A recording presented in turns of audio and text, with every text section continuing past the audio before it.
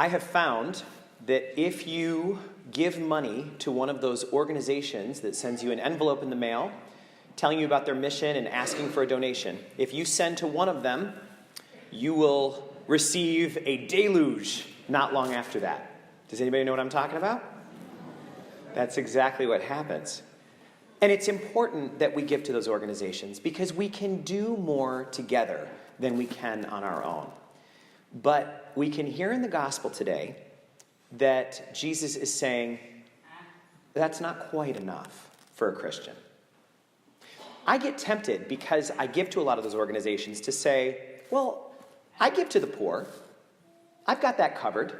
Check that box off. But we are hearing today, no, you have to get your hands dirty. Jesus is saying, I want you to go in person to the poor. Don't send an organization to do your job for you. Support those organizations, yes. But you have to, in addition to supporting those organizations, go and be with the poor yourself. I want you to do it in person. We hear that theme in all of the readings today. It starts with the first reading. The prophet Ezekiel speaks with the voice of God and says, I myself go to look after my sheep. I go in person, says God. I don't send another shepherd to do that job. I go. And then we hear in the Gospels something that actually contradicts one of our traditions that we have as Catholics. Aren't we taught that when we get up to the pearly gates, who's going to be standing at the gates to greet us? St. Peter, right? Jesus says, oh no, I'm not sending St. Peter to do my job. I'm going to be there. You're going to see me.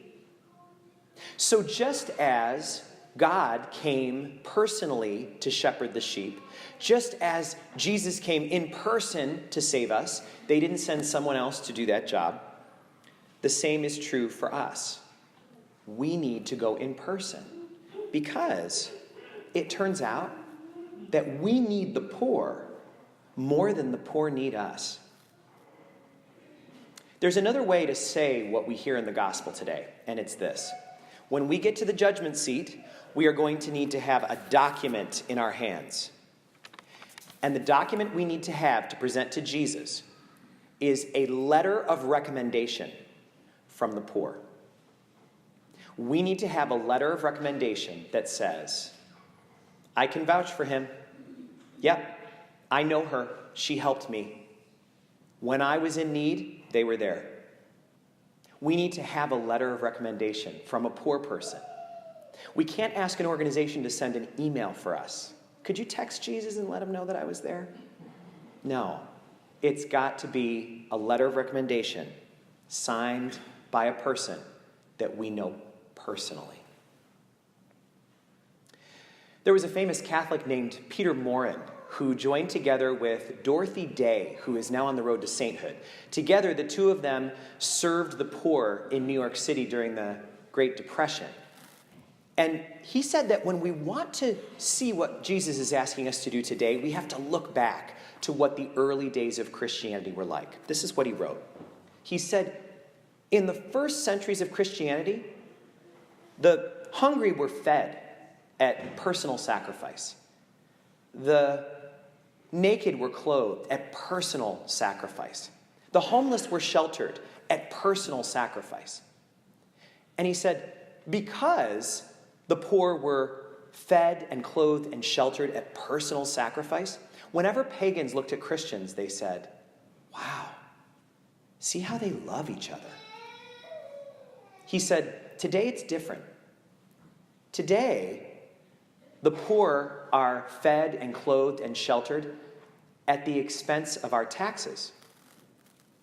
And he said, because Christians no longer feed, clothe, and shelter the poor at personal sacrifice, when pagans look at us now, they say, Christians, there they go, passing the buck. So what we're hearing today is, we have to go in person. We have to make it personal. Many of you will know the name Guy Anatriello. He was a long-time parishioner here. I see many of you smiling. There's a lot of folks here that were his neighbors. He started the Anatriello Insurance Agency, which is now on Main Street. and he died last year in the spring. His wife, Rose, was trying to figure out what would be the best use of his clothing. What recipient would be the most deserving of his clothes? And she found another parishioner who researched and found an organization that feeds, clothes, and shelters homeless vets. And that was a cause very close to Guy's heart. So these two women went and boxed up all of his clothes, I'm sure with many tears. And then they went to Albany in person and delivered these clothes to the homeless vets. And one of the homeless vets got Guy's suit. And this was a suit you probably saw him in church if you were here with him. It's a suit he wore to work often. And when the homeless vet put on the suit, it fit like a glove.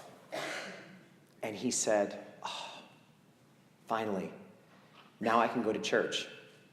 I have something to wear." They got to hear that with their own ears because they went in person. When we give to an organization, we don't get to hear those stories. We might get to read about them in a newsletter, but there is no substitute for going in person and knowing those people that we are here to serve. Last week, I had the honor of going with 16 of our teenagers to the National Catholic Youth Conference, NCYC, in Indianapolis. And I had one of those moments with them. There was one little bit of free time where a group of 3 teenage boys came over to me and said, "Hey, Father Scott, do you want to go with us? We didn't eat all of our lunch, and so we want to find some homeless people that we can give our lunch to." So they went out to an area of Indianapolis where the night before they had seen some homeless folks, and they went in search of them. They ate as little of their lunch as they possibly could, so they would have as much as possible to give. There I was with teenage boys who were competing for who could be the most generous, who could give the most of what they had to the poor. And I found myself thinking, good for you guys. You have your letter of recommendation right in your hand. So how about us? This week we are being invited to ask ourselves, do I have a letter of recommendation from the poor that I could present to Jesus if I were called home tomorrow? Do I have someone who would vouch for me, who would say, she was on my side, he had my back when I needed it most, I was not alone? It is interesting that in Scripture, Jesus says, the poor will always be with you. Do you remember that he said that? The poor will always be with you. And we bristle at that. We say, no, Lord, no. No, the politicians have told us that they've got a plan. We're going to eliminate poverty. Remember, it wasn't that long ago that we heard there was a war on poverty, and poverty's days were numbered. But it doesn't work. There's more poor in our country now than there were at the beginning of the war on poverty. Why? Why are there always the poor with us? Well, we see in this gospel that we actually need them more than they need us. Mother Teresa probably said it best. She said, it's only when we get to heaven that we will realize how much we owe the poor for helping us love God better because of them.